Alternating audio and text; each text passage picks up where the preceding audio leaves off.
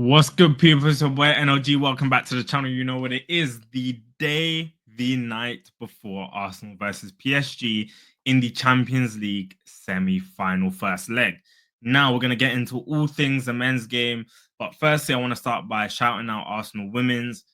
Big, big, big well done to Renee Schlegers and the team. Alessia Russo getting on the score sheet and cementing their place in the final. Literally cemented their place in the final up against Barcelona. Historic night. And the women are just paving the way. And can we follow suit? Can the men's team follow suit and cement themselves a place in the final? But first things first is tomorrow.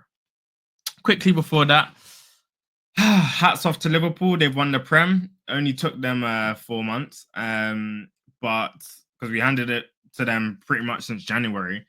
And at this point, we're being teased from January till now. But you have to big up Liverpool. You have to big up Liverpool. They were the better team this season. No excuses. Arne Slot was just better than Arteta, and Arteta needs to have a look at himself. And if there's anything else, Arteta and the team actually, not just Arteta, they all need to take accountability for that. But can this team take that pain and channel it into the Champions League to get over the finish line? Tomorrow is a clash that takes two teams who struggle to get the Champions League over the line. And on the other side of the draw, Inter Milan and Barcelona, you have teams that are used to winning it. So let's talk about it. I mean, again, tomorrow we face PSG. Now, we did face PSG during the group stages, but as we know, we did them. We did them times. These are different times. Arsenal have had a series of fixtures since, so have PSG. PSG on the weekend, speaking about the most recent fixtures, actually, they registered their first loss of the season against Nice. And what's incredible to me is we've seen how defensively liable they are and fragile they are. We saw that against Aston Villa. Aston Villa should have beat PSG probably. And somehow Nice, I watched the highlights of the Nice game and I'm like, wow, PSG's defense is really there to be gotten at, like no joke. And PSG seem to break down teams in multiple ways. They're really good at that. Their front three is super strong. Doué, Kvaratskhelia, Dembele, Barcola, whoever's decided to switch in. But their attack is really varied. They play balls over the top. They can go in behind. They can take players on one-on-one. One of the things they won't be able to do as much as play balls over the top. The good thing about Arsenal is we do defend in numbers. One thing about our team is we don't play around when it comes to defense. So they're going to have to be more inventive with that. And I hope the team will learn lessons from watching the Aston Villa game against PSG. Obviously, that was a match where both teams had to throw the kitchen sink. So that's different. But I think we will see Arsenal, will have to leverage our defensive capabilities. And speaking about matches on the weekend and PSG losing their first game against Nice 3-1 of the season, Arsenal had a stalemate draw against Crystal Palace, but it was only a draw because we had some defensive mistakes in us. Saliba, once again, like he did in the Real Madrid game in the second leg, giving a sloppy pass away, but this time he gave it straight to Mateta, who basically chipped Raya. So we're going to need to iron out those offensive issues. Thankfully, Kiwior has been stepping up. As we've been saying, the Kiwi is ripe, man. The Kiwi is ripe. So Kiwior has been stepping up, which is good news for us. And we have two fantastic fullbacks in Lewis Skelly and Timber as well. Quick one on injury news, because going on to the midfield and attack for Arsenal, I think this is where the challenge is going to be. Thomas Partey got his yellow card, which means he is suspended for this match. And Marino was also out injured for the last couple of games. Now, he was in training today. Ben White and Marino are both in training. So from an injury news perspective, I reckon Marino's fit to play, which is fantastic news for us. Again, I think his style of number 9 or midfielder works when there's more space on the pitch. That's something I think we will have. And we're at home, so I think we really do need to go for it. And we'll speak about maybe what we should do with the midfield. Going to the attack, I mean, need I say any more than the boy on the screen now? I think these two are going to be the danger men on either side for either team here. And Saka and Martinelli, who's coming into form as well. Those two flank players are going to be so critical I think Martinelli plays better and feels more energized and feels like he can get more space and run at players in the Champions League as well. So we're going to need those two to be on top form, as they have been in this competition, to capitalize on the defensive frailties. Like Arteta needs to be telling these players, yo, do not stop running at these fullbacks because they are there to be got at. Now, the problem is the centerpiece there, and Odegaard. That team can really be gotten at if we have somebody to unlock the defense. One, make sure we press well, which Odegaard does do. We know he presses well. He works hard, but he's not doing well at bringing players in so much. He's been poor, very poor this season. We need him to step up tomorrow. The other thing is up front.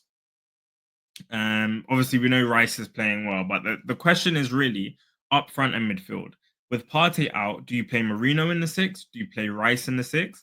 Now, given how well Rice has played of late, I don't think I'd play Rice in the six personally, even though I think that would give us the best defensive chances. I think we need to be on the front foot. Again, there's a defensive fragileness, defensive frailties there to PSG that are there to be gotten at. And I think we need to do that in the first leg, given we're at home. We need to show them what's what. And I feel like if you drop Rice to the six at home, we're then going to have to probably play Marino left eight, and Odegaard right eight. And again, Marino's very slow. I think up front he works because he's kind of out of the way, can drop into link-up play here and there and like get quick finishes and kind of be a bit of a fox in the box.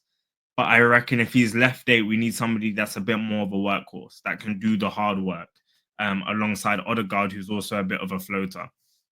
So yeah, me personally, I would play Rice in the eight, Rice left eight, Odegaard right eight, and I'd probably play Marino in the six. If Jorginho is fit, I think I'd play Jorginho, although that matchup against Vitinha is pretty crazy. I'm not going to lie to you. Yeah, I'm not going to lie. That's tough. Partey's honestly caused us such a problem here. I wish he never got injured. I feel like I'm torn between either playing Jorginho for the experience, but again, he can get run all over by Vitinha. That's the problem. He hasn't got the legs, and two, I don't even know if he's fit. If not Jorginho, maybe thinking about Zinchenko. I reckon if nothing else, Zinchenko can play really good balls in between the lines like he does for Ukraine. So maybe we leverage him there. So I'm torn between Jorginho and Zinchenko, but I think we're going to need some level of defensive intelligence and now. So maybe Jorginho is better. And if we go goals up, then maybe we can switch things up there. So look, that's personally what I do. I think we need to try kill the game in the first leg, go goals up, make sure we're defensively solid. We need to see less mistakes from the likes of Saliba in the back four. And we need to make sure Odegaard, whoever's in striker, the eights, we need to capitalize because it shocks me that PSG have not lost this season. Honestly, their defense is not good. And we've seen that throughout this competition.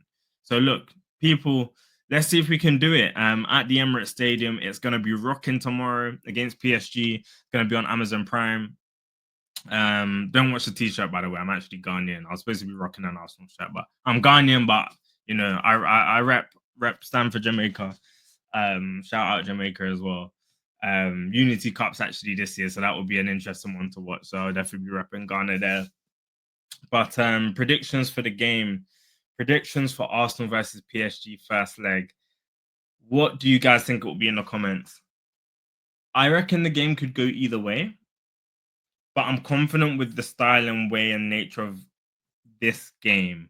And the fact that Champions League is on the line again for two teams that find it tough to win. And the fact that we are at home first and the Emirates will be rocking, I'm going to go for an Arsenal win.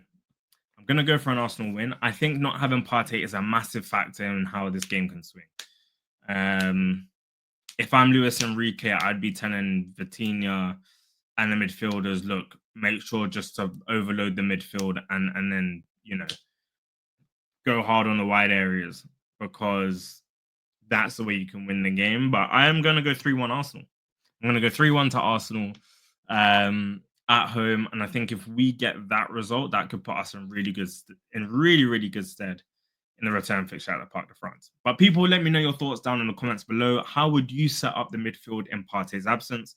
But also, what do you reckon the score is going to be for Arsenal versus PSG at the Emirates Stadium tomorrow night? Listen, people, it's going to be a big game.